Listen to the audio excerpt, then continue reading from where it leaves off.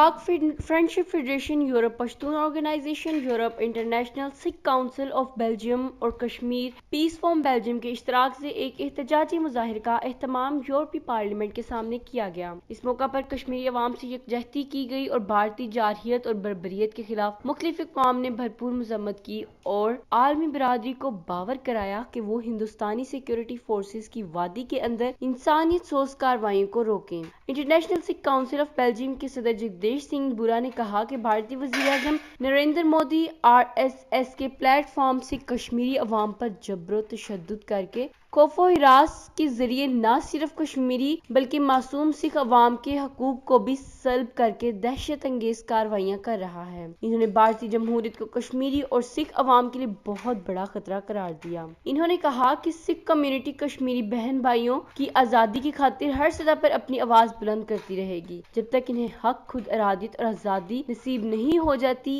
پاک friendship federation Europe کے chairman Chaudhry Pervez Iqbal اسر نے اپنے خطاب میں اوورسیز کمیونٹیز کو متحد رہنے کی ضرورت پر زور دیتے ہوئے کہا کہ ہمیں بھارتی ظلم و ستم کے خلاف ڈٹ کر مقابلہ کرنا ہوگا۔